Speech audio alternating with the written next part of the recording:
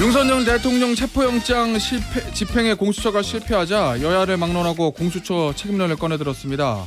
공수처장 사퇴와 탄핵 그리고 공수처 무용론까지 거론되는 상황에서 윤석열 대통령에 대한 내란 수사 제대로 진행될 수 있는 거긴 한지 두 분 모시고 차근차근 따져보도록 하겠습니다. 김근식 국민의힘 전 비전전략실장, 홍익표 더불어민주당 전 원내대표와 함께합니다. 안녕하세요. 예, 반갑습니다. 안녕하세요.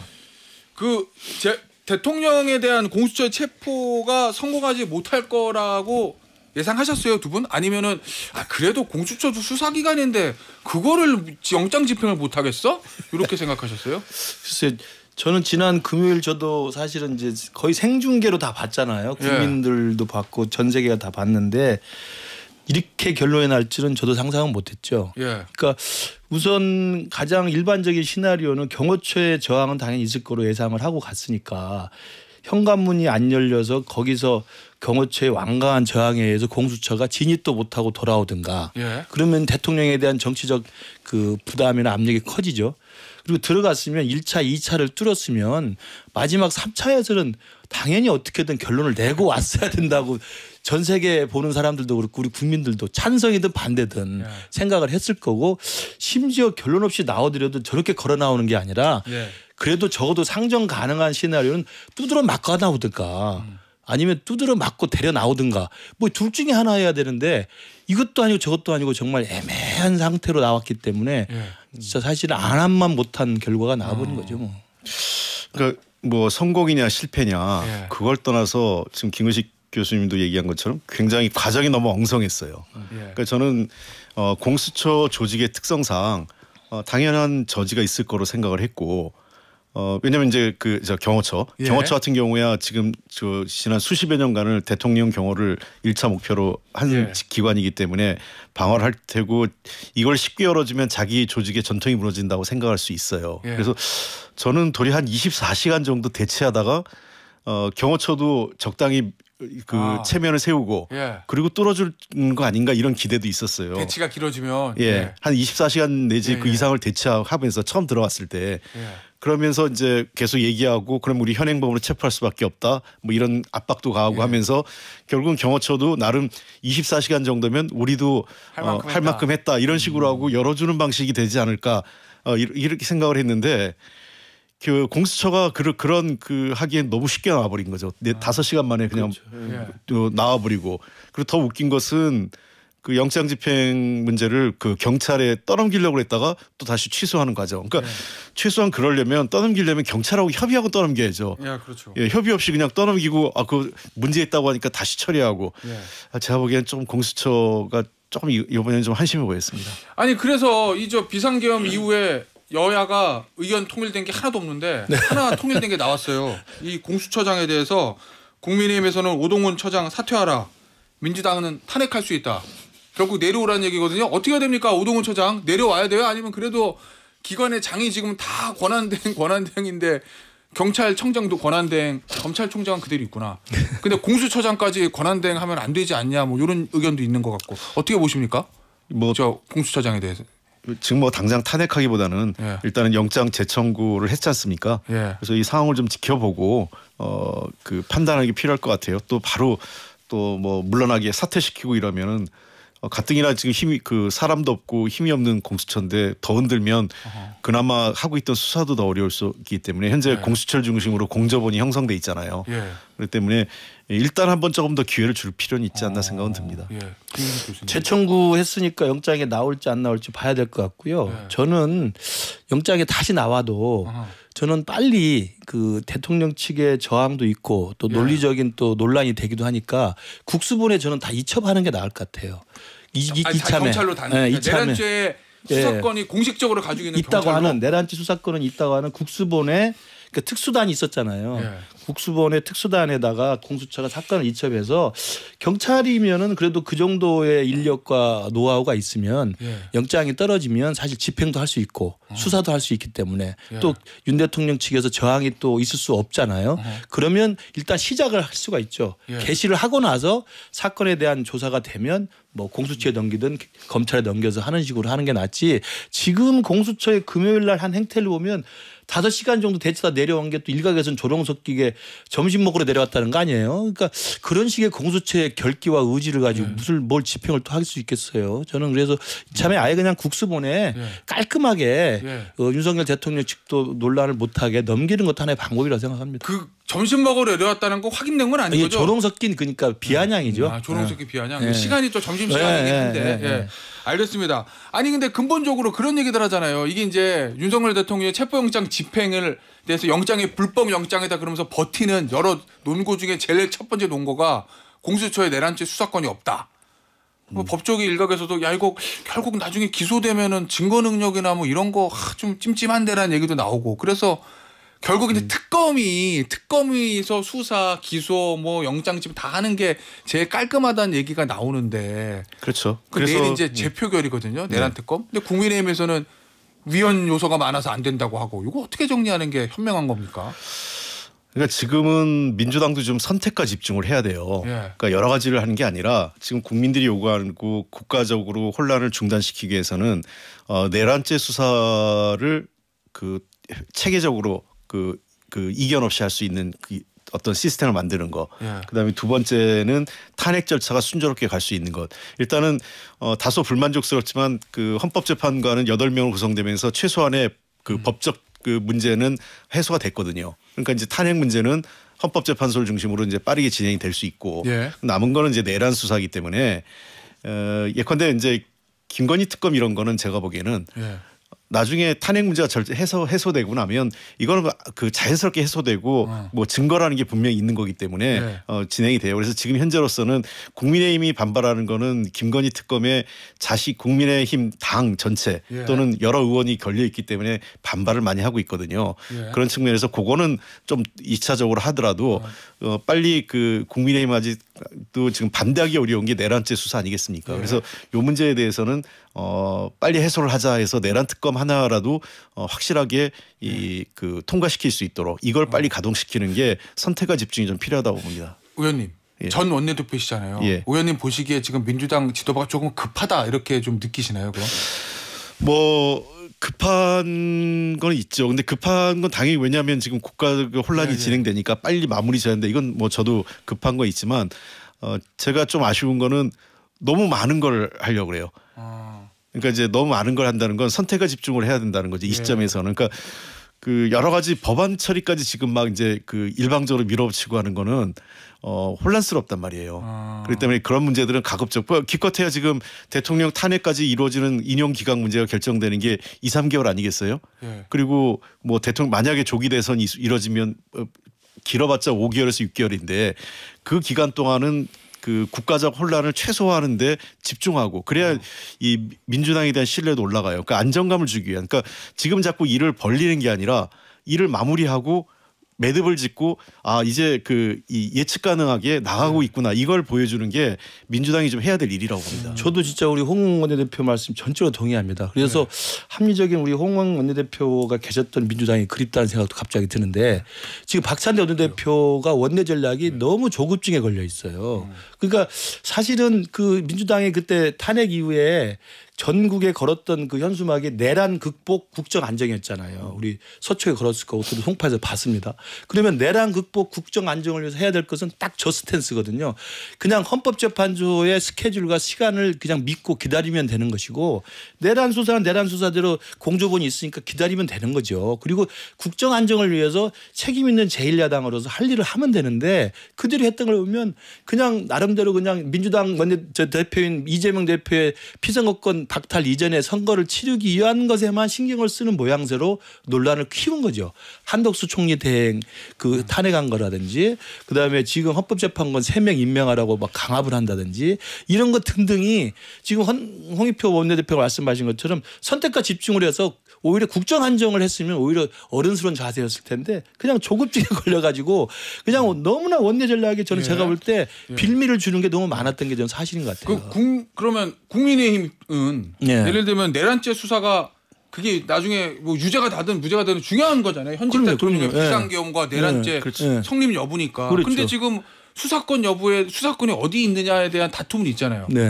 그럼 내란 특검으로 정리하는 게 제일 깔끔한 거잖아요. 그것도 사실은 그것도 국민의힘에서 이제 위헌정 요소가 있다고 반대를 하는데 그러면 국민의힘이 생각할 때 위헌정 조사 덜어내고 뭐 그렇죠. 적극적으로 수정안을 먼저 제시한다든지 만약에 그렇게 할 의사는 전혀 없는 겁니까? 아니 합리적인 지도부가 있다면 저는 그렇게 하는 게 맞다고 봅니다. 그러니까 지금 홍익표 원내대표가 말씀하신 것처럼 김건희 특검법은 이거 누가 봐도 지금 할 시기는 아니죠. 나중에 해도 되는 것이고 지금 급한 건 아니다. 급한 건 아니고 그렇기 때문에 내란 특검에 대해서는 이미 상설 특검도 했지만 일반 특검의 필요성을 더 만들어준 게 뭐냐면 지금 윤석열 대통령의 태도예요.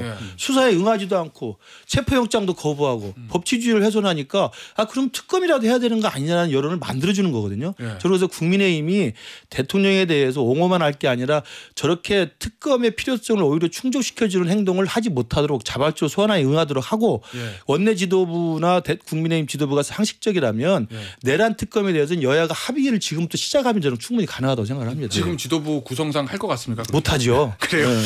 그러니까 이제 제가 좀 답답한 거는 이제 뭐 민주당 지도부에서 마음이 급한 것도 있겠죠. 그러나 제일 빠른 게 굉장히 이거를 원칙대로 단순하게 하는 게 제일 빨리 가는 겁니다. 그러니까 사실은 제가 얘기한 대로 내란죄 수사하고 헌법재판소가 원활하게 굴러가게 하면 그게 조기 대선으로 가는 가장 빠른 길이에요. 민주당 입장에서. 그렇습니다. 그러니까 그 다른 게 지금 막 일을 벌리는 게 중요한 게 아니라 그리고 특검법 지금 현재 그 윤석열 대통령 측에서 변호인단이 가장 문제 삼는 게 이제 공수처가 이런 그 수사권이 있냐 없냐고 따지잖아요. 그러니까 이 문제를 해소하기 위해서는 특검으로 가는 게 제일 좋고 그래서 특검 문제를 저는 그 국민의힘 가장 반대하고 있는 게 이제 그 특검 임명과 관련돼서 야당이 다 독점하는 게 맞느냐 이런 거잖아요.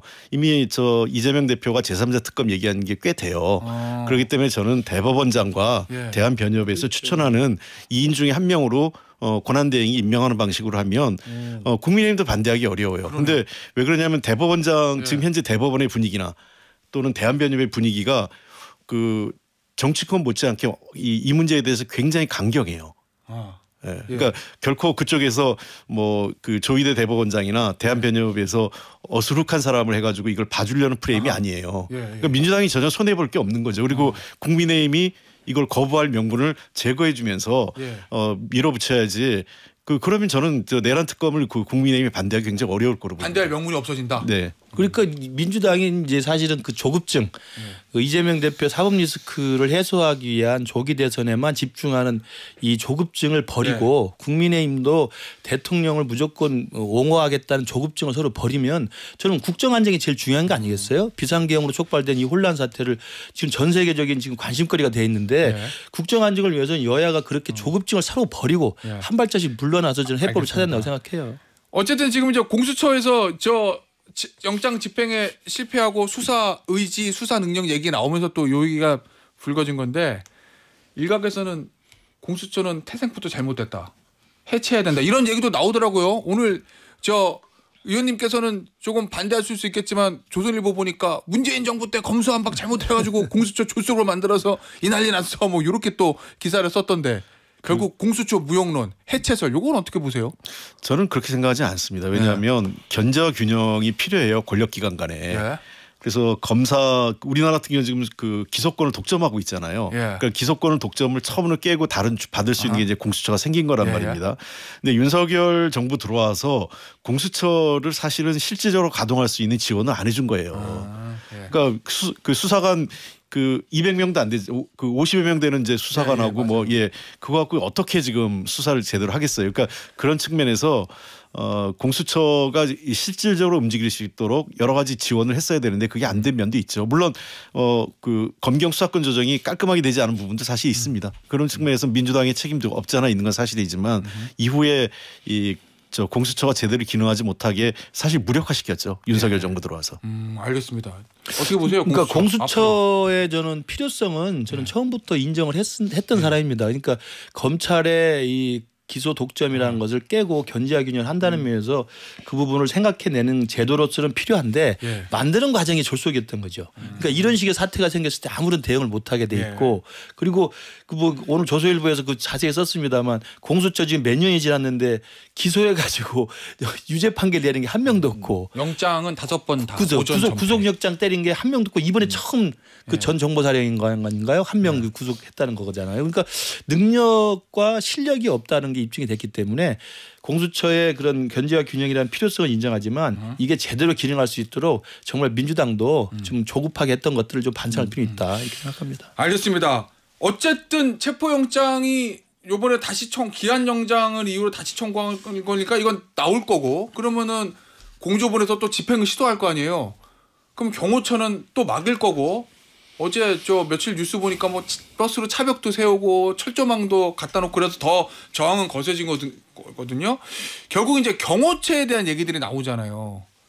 예를 들면 야 경호처의 본분이 대통령 경호로 맞는데 이게 신체에 대한 위해가 아니라 법원이 발부한 영장인데 그거 집행하는 게 막는 것이 맞느냐 또는 반대로 아니다 경호처는 원래 대통령에 대한 경호를 본분으로 한다 이런 여러 가지 의견들이 있는데 어떻게 보십니까? 경호처에 대해서는 민주당에서는 경호처 폐지론까지 솔솔 나오는 것 같더라고요.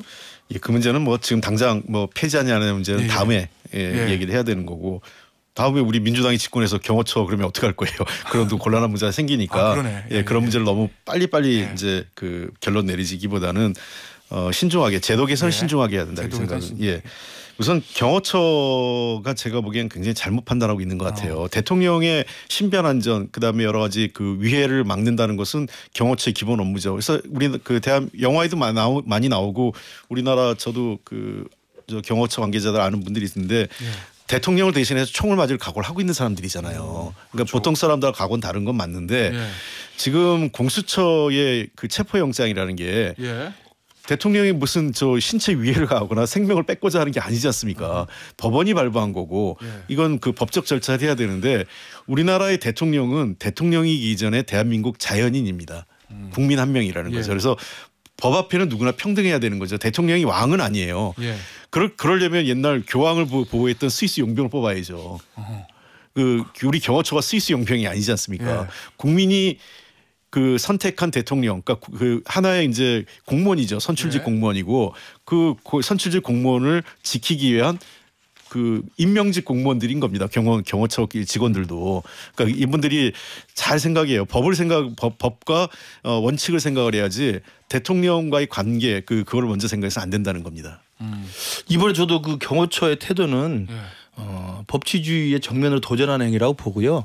그러니까 대통령을 누가 테러를 하거나 아니면 뭐 신체적 위해를 가할 경우에 미리 경호해서 막는 임무가 경호처 임무지 지금 말씀하신 것처럼 대한민국 사법 시스템에 의해서 정당하게 법원에서 판사가 발부한 영장의 집행을 몸으로 막는 경호처는 그건 사실은 사설부대 비슷한 게 되기 때문에 저는 맞지 않다고 보는데 중요한 건 저는 이번에 놀라웠던 게 경호처장이라는 분의 행태입니다. 그리고 나서 기자회견했어요. 갑자기 영상을 찍어가지고 찍는데 제가 가장 기괴한 모습 중에 하나는 뒤에 태극기를 딱 세우고 그랬나요? 그 뒤에 태극기가 있고 왼쪽에 경호처 깃발이 있더라고요. 그러니까 거의 대통령이 개헌 발표할 때 당시처럼 뒤에 이렇게 상징하는 그 깃발들을 걸고 그 기자회견 하는 식으로 영상 녹화 메시지를 냈더라고요.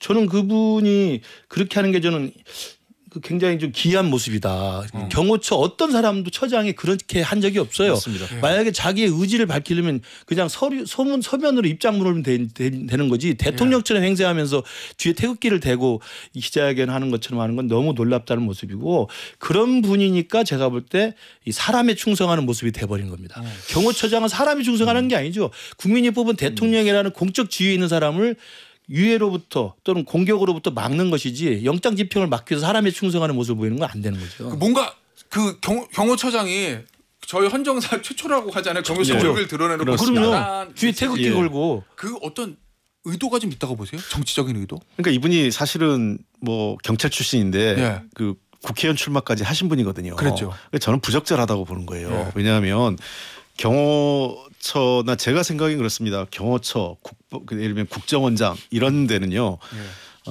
차기 정치적으로 진출해서는 안 돼요. 그러니까 공직으로서는 마지막 자리라고 생각하는 사람들이 가야 됩니다. 예. 사실은. 왜냐하면 예. 권력기관이고 여러 가지 비밀을 다루는 데고 대통령의 안위를 다루는데 그림자 경호라고 그러잖아요. 통상. 그러니까 이 밀착 경호지만 경호처의 핵심은 밀착 경호이면서 그림자 경호인데 있는 듯 없는 듯. 네, 맞아요. 근데 경호처장이 얼굴을 드러내고 자기의 그걸 얘기한다는 건 말이 안 되는 거고요.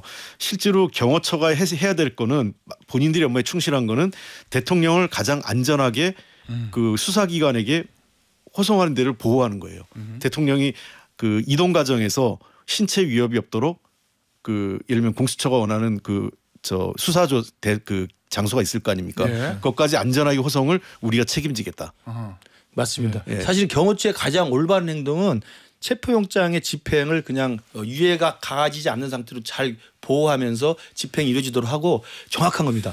경호하면서 수사 장소까지 조사 장소까지 안전하게 모시는 역할을 하는 거죠. 저렇게 막는 게 아니라 저는 그래서 대통령을 보호한다는 것이 마치 대통령을 체포영장 집행을 막아서는 용병처럼 하는 인식이기 때문에 저는 그 경호처장의 저는 기괴한 모습이 연출됐다고 봐요. 알겠습니다. 자, 이 상황에서 최상목 권한대행에 대한 얘기들이 좀 나오죠. 일단은 공수처에서 영장 집행하게 경호처를 지휘해 주세요 했더니 최상목 권한대행이 하지 않았어요. 그리고 또 윤석열 대통령 측인가요? 경호처 측에서는 이제 경찰을 좀 동원할 수 있게 해달라. 요것도 손을 놓고 그래서 지금 최상목 대행 측 입장을 들어보면 어느 한쪽 편을 드는 것은 온당하지 않다. 이 체포영장 집행에 대해서는 공수처든 경호처든 경찰이든 당신들이 알아서 하라. 나는 어느 쪽 편도 들지 않겠다. 요 입장이거든요. 요 최상목 권한대행의 선택에 대해서는 어떻게 보세요? 저는 최상목 권한대행이 본인이 선택한 원칙으로 돌아갔으면 좋겠어요. 그게 뭔데요? 그 최상목 권한대행이 왜 그 헌법재판소 그 헌법재판관을 3명 중에서 2명만 임명했을까요? 저는 솔직히 얘기하면 최상목 그 권한대행은 민주적 원칙이나 헌법적 절차를 기본으로 한 게 결정이 아니었어요. 이분의 결정은 그야말로 경제 수장으로서의 원칙이었습니다.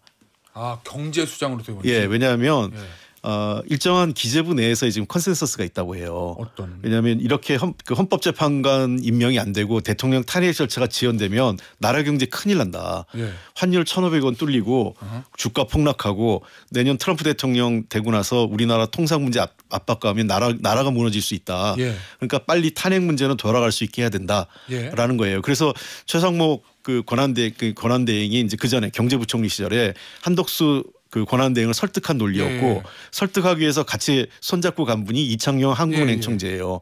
그래서 두 분이 같이 가서 실물 경제에 대한 얘기를 하면서 다른 거 아니에요. 이게 헌법적으로 권한대행이 헌법에 따라서 해야 됩니다라고 설명한 게 아니라 경제가 큰일 났습니다 한 거예요.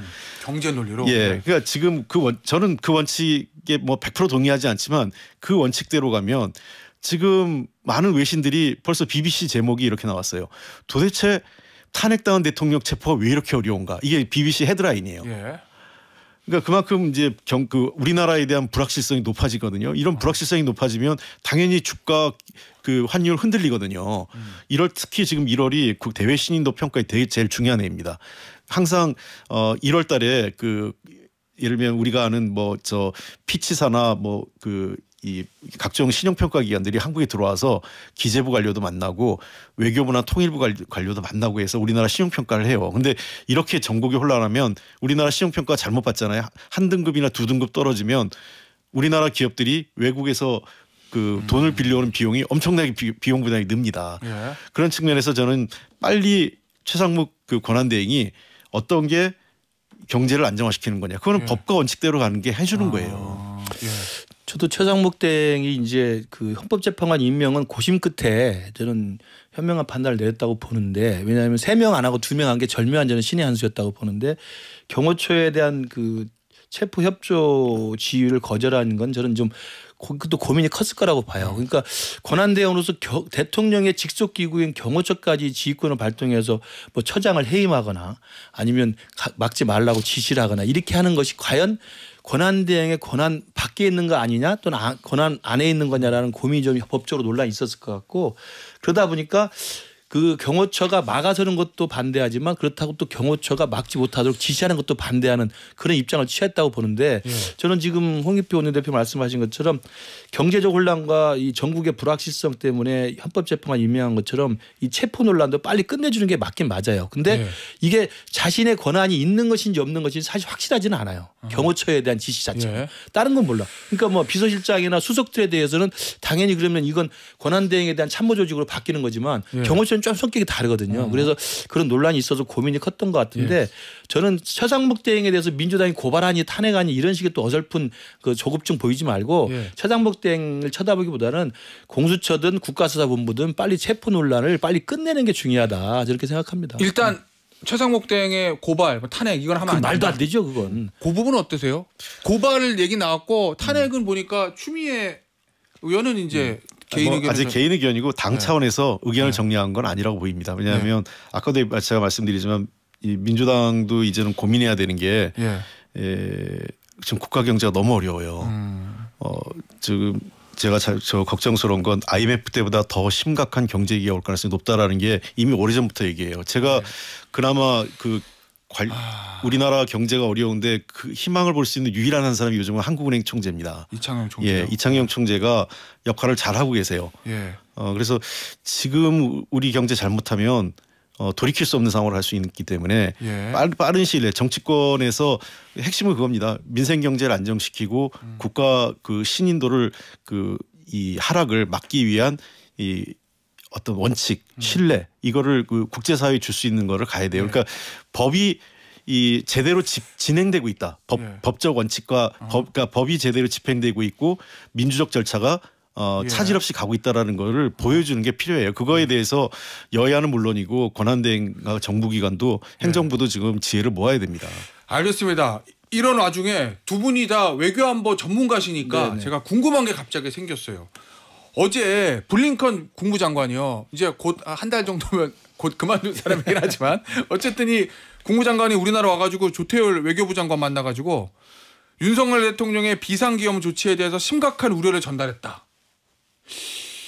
이게 뭘 의미하는 거죠? 이미 그 비상계엄 사태 직후에 미국에서 또 이 블링컨 장관을 통해서 또는 그 부장관을 통해서도 이러저러하게 그런 그 의견과 목소리는 제기가 됐습니다. 그러니까 2024년 대한민국 민주주의에서 비상계엄이라는 것이 굉장히 놀랍고 충격적이고 한국 민주주의가 빨리 회복되길 바란다. 이런 식의 사실은 어떻게 보면 우회적으로 이제 비판하는 그 메시지는 냈죠. 그런데 어제 와가지고 직접 우리 외교부 장관을 만나서 그런 식의 이야기를 했다는 것은 그만큼 미국에서도 지금의 비상계엄 이후의 사태에 대해서 심각하게 보고 있다는 것일 거고요. 한국 민주주의가 저는 그래서 정말 요즘에 들은 생각이 12월 3일 날 비상계엄 났을 때 다들 충격적으로 봤지만 이게 빨리 회복될 수 있었던 건 바로 한국 민주주의 시스템의 저력이었잖아요. 회복을 잘 시켰잖아요. 근데 그 위에 지금 와가지고 생각하는 건 공수처 엉망이죠. 그다음에 민주당은 이재명 대표 살리려고 난리치고 있죠. 우리 당은 그러다 보니까 그걸 트집 잡아가지고 또 대통령 보호한다고 난리치고 있죠. 그다음에 헌재는 헌재대로 헤매고 있죠. 대통령은 대통령대로 경호처 대동해서 숨고 있고 비상계엄 정당하다고 지금도 강변하고 있죠. 그러니까 지금 와서는 오히려 모든 민주주의 시스템을 우리가 저력을 보였던 그 각 기관들이 엉망이 되고 있어요. 그러니까 헌법도 제대로 작동하지 않고 법치도 작용하지 않고 각 기관들이 여당은 여당대로 야당은 야당대로 대통령은 대통령대로 경호처는 경호처대로 헌재는 헌재대로 공수처는 공수처대로 엉망진창이 되어 있는 거예요. 저는 그러고 보니까 외신에서 그렇게 볼 수밖에 없죠. 저는 그래서 국제적인 불확실성이 커지는 이 상황에서 가장 중요한 건 여야를 떠나서 대통령과 또 탄핵을 찬성하던 사람이든 반대하는 사람 떠나서 빨리 시스템을 정상화시켜야 된다. 저는 이 말씀 간곡히 부탁드려요. 이제 공식적인 건 이제 김근식 교수가 다 설명하셨으니까 저는 비하인드를 좀 얘기하면 비하인드. 미국 쪽에서 굉장히 불쾌했다는 거예요. 왜 그러냐면 시점이 12월 초였잖아요. 11월 3일.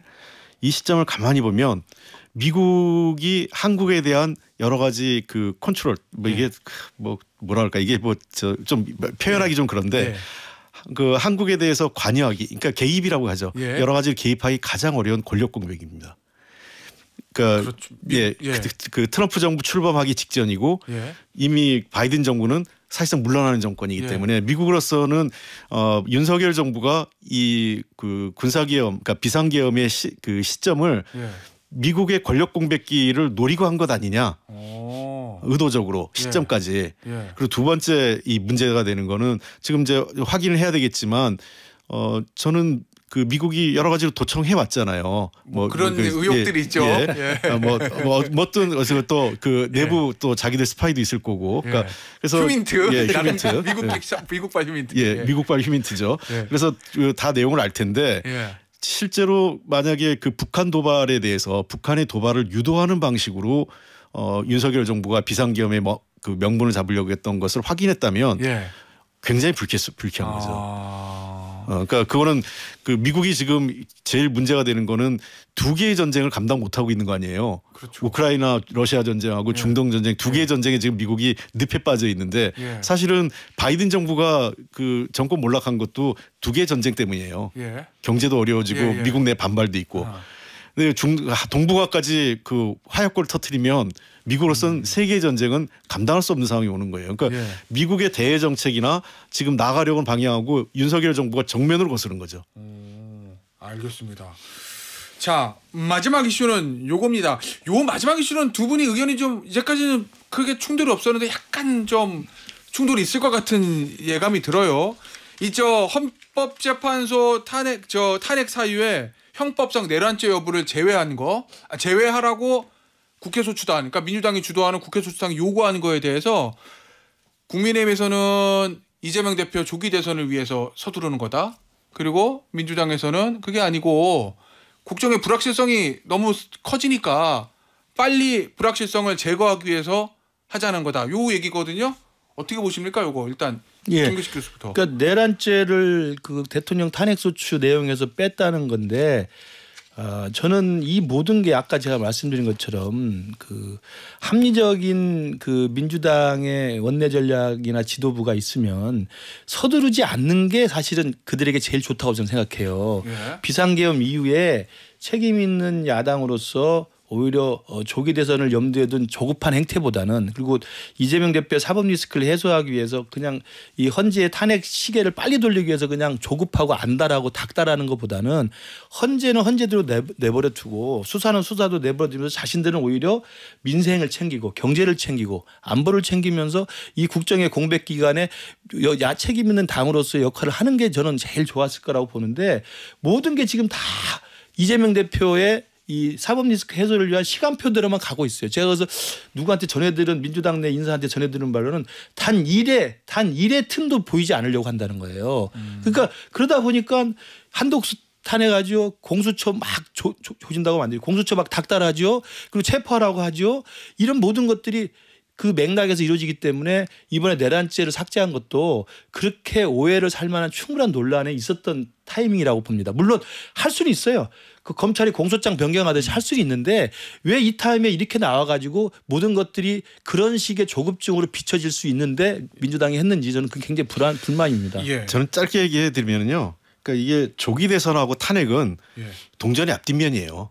탄핵이 빨리 가면 조기 대선에 따라오게 돼 있어요. 그렇죠. 그렇기 때문에 뭐 저는 그 조기 대선을 민주당도 있고 국민의힘도 이걸 잊어버려야 돼요. 탄핵 문제를 빨리 어떻게 할 거냐 이것만 신경 쓰면 된다 이렇게 보고요.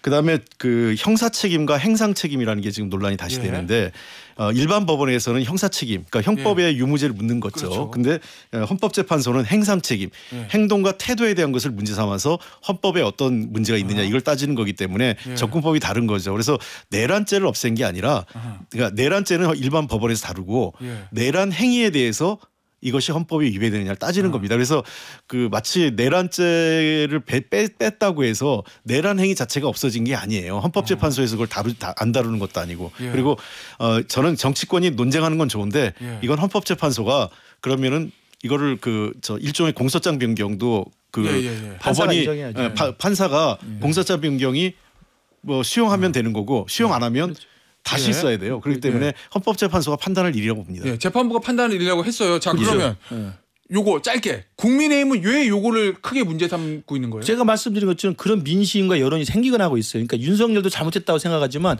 그렇다고 이재명은 했을 때 사람들이 다 고개를 돌려달리 흔들거든요.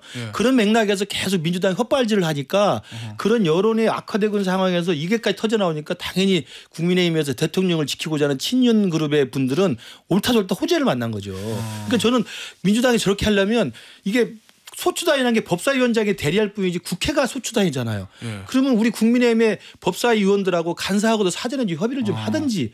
왜냐하면 저기 정청래가 하는 게 아니잖아요. 국회 법사위가 하는 거잖아요. 알겠습니다. 이 의원은 어떻게 보세요? 예, 그 문제도 뭐 전 그 일정은 타당하다고 생각을 하고 다만 이 문제는 그 국민의힘에서 자꾸 알면서 특히 권성동 그 법사위원장 했었잖아요. 너무나 잘 알면서 이 문제를 부각시키는 거는 마치 이 내란죄 문제가 이 핵심 쟁점인 것처럼 그러니까 이 문제가 빠지면 내란죄 전체가 없어진 것처럼 헌법재판소에서 그렇지 않다는 걸 누구 다 알면서 왜냐하면 내란죄 여부는 일반 법원에서 다루지만 헌법재판소에서 내란 행위는 다루거든요. 그래야 탄핵이 되니까 그런 걸 알면서 이러는 거죠. 알겠습니다.